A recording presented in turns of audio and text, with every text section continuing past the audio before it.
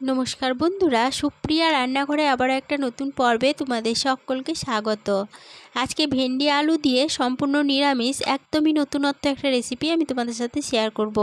বন্ধুরা, এইভাবে একবার ভেন্ডি আলু রেসিপিটা বাড়িতে বানিয়ে খেয়ে দেখবে, খেতে দারুণ টেস্টি হয়। আর রেসিপিটা দেখার পরে যে কেউ খুব সহজে বাড়িতে বানিয়ে নিতে পারবে। তাহলে চলো বন্ধুরা, দেখে নেওয়া যাক আজকের রেসিপি কিভাবে বানানো হয়। রেসিপিটা বানানোর জন্য এখানে নিয়েছি 250 গ্রাম ভেন্ডি। ভেন্ডিগুলোকে প্রথমে জল দিয়ে খুব ভালোভাবে ধুয়ে একটা শুকনো কাপড় দিয়ে ভেন্ডিগুলো মুছে নিয়েছি। এবার এই ভেন্ডিগুলো কেটে নেব। কেটে নেওয়ার জন্য এখানে আমি একটা ছুরি নিয়েছি। এবার এই ছুরির সাহায্যে ভেন্ডিগুলো কেটে নিচ্ছি। প্রথমে ভেন্ডির দুটো সাইড একটু করে কেটে বাদ দিয়ে তারপরে ভেন্ডিগুলোকে ঠিক এইভাবে দুভাগ করে কেটে নিচ্ছি। আর যেগুলো একটু বড় ভেন্ডি সেগুলোকে 3 ভাগ করে কেটে নিচ্ছি।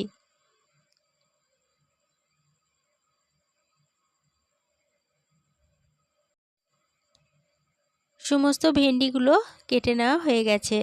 এবার এই ভেন্ডিগুলো একটা পাত্রের মধ্যে তুলে নিচ্ছি। ভেন্ডিগুলো একটা পাত্রের মধ্যে তুলে রেখে দিলাম। এবার নিয়েছি এদিকে দুটো মিডিয়াম সাইজের আলু। আলু দুটোর খোসা আমি আগে থেকে ছাড়িয়ে রেখে দিয়েছিলাম। এবার এই আলু দুটো কেটে নেব। কেটে নেওয়ার জন্য আমি এই ছুরি নিয়েছি, ছুরির সাহায্যে আলুগুলো কেটে নিচ্ছি। তবে আমি যেভাবে ছুরির সাহায্যে আলুগুলো কাটছি তোমরা সেইভাবে বটির সাহায্যেও কেটে নিতে পারো। যাতে সুবিধা সে সেইভাবে কিন্তু এই আলুগুলো এইভাবে লম্বা লম্বা করে কেটে নিতে পারো। আলুগুলো আমি লম্বা করে কেটে নিলাম। এরপরে আলুগুলো তুলে নিচ্ছি। আলুগুলো তুলে জল দিয়ে ভালোভাবে ধুয়ে নিলাম। এবার এই আলু ও ভেন্ডি একসাথে নিয়ে নিলাম। এবার এই ভেন্ডি ও আলুর মধ্যে দিয়ে দিচ্ছি খুব সামান্য একটু লবণ, দিয়ে দিচ্ছি সামান্য একটু হলুদ গুঁড়ো, এরপরে দিয়ে দিচ্ছি খুব সামান্য একটু কাশ্মীরি লঙ্কা গুঁড়ো। এরপরে দিয়ে দেব একটা পাতিলেবুর অর্ধেকটা কেটে নিয়েছি, এই পাতিলেবুর রস দিয়ে দেব। এখানে আমি ভেন্ডি আলুর মধ্যে পাতিলেবুর রসটা দিচ্ছি, তবে তোমরা চাইলে চাট মশলা অথবা আমচুর পাউডার এই ভেন্ডি আলুর মধ্যে দিয়ে দিতে পারো। এরপরে দিয়ে দেব 1 টেবিল চামচ বেসন। এবার এই সমস্ত উপকরণ হাত দিয়ে খুব ভালোভাবে মেখে নেব। বন্ধুরা, ভেন্ডি আলুর রেসিপিটা এইভাবে একবার বানিয়ে খেয়ে দেখবে, খেতে দারুণ টেস্টি হয়। আর একবার এইভাবে বানিয়ে খেলে বারবার বানিয়ে খেতে ইচ্ছে করবে। সমস্ত উপকরণ হাত দিয়ে খুব ভালোভাবে মেখে নেওয়া হয়ে গেল। এবার এটা একটা সাইডে সরিয়ে রাখছি।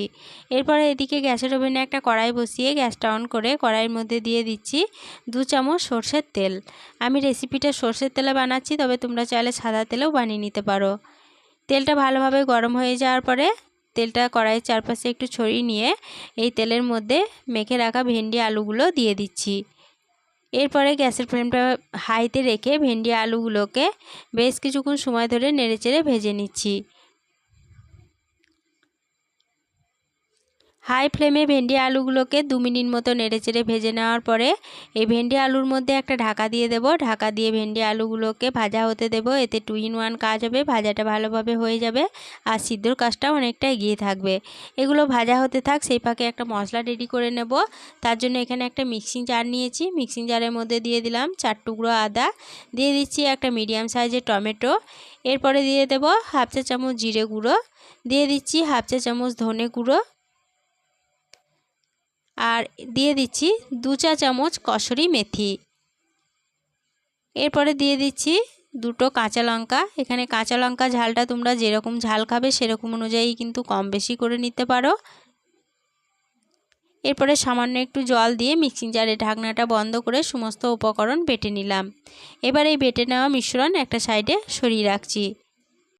এদিকে 4 মিনিট ঢাকা দিয়ে ভেন্ডি আলুগুলোকে ভাজা হতে দিয়েছিলাম। 4 মিনিট পর ফিরে এসে ঢাকাটা খুলে নিলাম। ভেন্ডি আলুগুলোকে 4 মিনিট ঢাকা দিয়ে ভাজা হওয়ার ফাঁকে দুবার ঢাকা খুলে কিন্তু ভেন্ডি আলুগুলো নেড়েচেড়ে দিয়েছিলাম। অবশ্যই দুবার ঢাকা খুলে নেড়েচেড়ে দেবে, নাহলে কিন্তু ভেন্ডি আলুগুলো পুড়ে যাবে। ভেন্ডি আলুগুলো দেখো বেশ ভালোভাবে ভাজা হয়ে গেছে। এবার এগুলো কড়াই থেকে নামিয়ে নিচ্ছি। সমস্ত ভেন্ডি আলুগুলো কড়াই থেকে নামিয়ে নেওয়ার পরে ওই কড়াইয়ের মধ্যে আবারও দিয়ে দিচ্ছি 3 চা চামচ সর্ষের তেল। তেলে ফোড়নের জন্য দিয়ে দিচ্ছি একটা তেজপাতাকে ছিঁড়ে, দিচ্ছি একটা গোটা শুকনো লঙ্কা, আর দিয়ে দিচ্ছি সামান্য একটু গোটা জিরে। এবার এই ফোড়নগুলো ভালোভাবে ভেজে নেব। ফোড়নগুলো ভালোভাবে ভেজে নেওয়ার পর ফোড়ন থেকে যখন সুন্দর গন্ধ বেরোতে শুরু করেছে তখন তেলের মধ্যে যে মশলাটা বেটে রেখেছিলাম সেই মশলাটা দিয়ে দিলাম। এরপরে দিয়ে দিচ্ছি হাফ চা চামচ হলুদ গুঁড়ো, আর কালারের জন্য দিচ্ছি খুব সামান্য একটু কাশ্মীরি লঙ্কা গুঁড়ো। এবার গ্যাসের ফ্লেমটা লো টু মিডিয়ামে রেখে সমস্ত মশলা বেশ কিছুক্ষণ সময় ধরে নেড়েচেড়ে কষিয়ে নেব। লো টু মিডিয়াম ফ্লেমে সমস্ত মশলা মিনিট 5 সময় ধরে নেড়েচেড়ে কষিয়ে নিয়েছি। মশলা থেকে সম্পূর্ণ তেল ছেড়ে দিয়েছে, মশলাটা খুব ভালোভাবে কষানো হয়ে গেছে। এবার এই মশলার মধ্যে ভেজে তুলে রাখা ভেন্ডি আলুগুলো দিয়ে দিচ্ছি।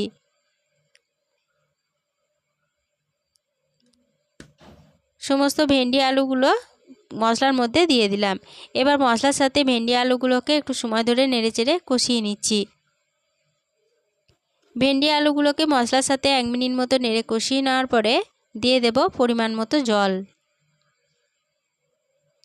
এরপরে দিয়ে দিচ্ছি স্বাদ অনুযায়ী লবণ, আর দিয়ে দেব 1 চা চামচ চিনি। এখানে নিরামিষ রান্না করছি, নিরামিষ রান্না একটু মিষ্টি মিষ্টি ভালো লাগে বলে আমি 1 চা চামচ চিনি দিলাম। তবে মিষ্টির পরিমাণটা তোমরা কম খেতে চাইলে চিনির পরিমাণটা কমিয়ে নিতে পারো। এবার সমস্ত উপকরণ জলের সাথে ভালোভাবে নেড়েচেড়ে মিশিয়ে নিলাম। এবার গ্যাসের ফ্লেমটা মিডিয়ামে রেখে একটা ঢাকা দিয়ে দিচ্ছি। ঢাকা দিয়ে ভেন্ডি আলুগুলোকে বেশ কিছুক্ষণ সময় ধরে রান্না করে নেব। ঢাকা দিয়ে মিডিয়াম ফ্লেমে ভেন্ডি আলুগুলোকে 5 মিনিট রান্না হতে দিয়েছিলাম। 5 মিনিট পর ফিরে এসে ঢাকাটা খুলে নিলাম। ঢাকাটা খুলে নেওয়ার পরে সমস্ত উপকরণ একবার ভালোভাবে নেড়েচেড়ে নিচ্ছি, আর এখানে আলুগুলো ভালো মতো সিদ্ধ হয়েছে কিনা একটু চেক করে নিচ্ছি। আলুগুলো দেখো খুব ভালোভাবে সিদ্ধ হয়ে গেছে। এবার এই তরকারির মধ্যে দিয়ে দেব খুব সামান্য একটু গরম মশলার গুঁড়ো। এবার গরম মশলার গুঁড়োটা সমস্ত উপকরণের সাথে ভালোভাবে নেড়েচেড়ে মিশিয়ে নিচ্ছি। এরপরে গ্যাসের ফ্লেমটা বন্ধ করে দিয়ে তরকারিটা ঢাকা দিয়ে আরও 5 মিনিটের জন্য স্ট্যান্ডিং টাইমে রেখে দিচ্ছি। 5 মিনিট পর ফিরে এসে ঢাকাটা খুলে নিলাম।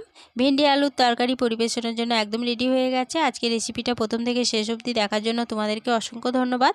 রেসিপিটা ভালো লেগে থাকলে প্লিজ লাইক, কমেন্ট ও সকলের সাথে শেয়ার করে দিতে ভুলো না। নতুন বন্ধু হয়ে থাকলে চ্যানেলটা সাবস্ক্রাইব করে পাশে থেকো। আজকের রেসিপিটা এই পর্যন্তই ছিল। ফিরে আসবো আবার নতুন কোনো রেসিপি নিয়ে।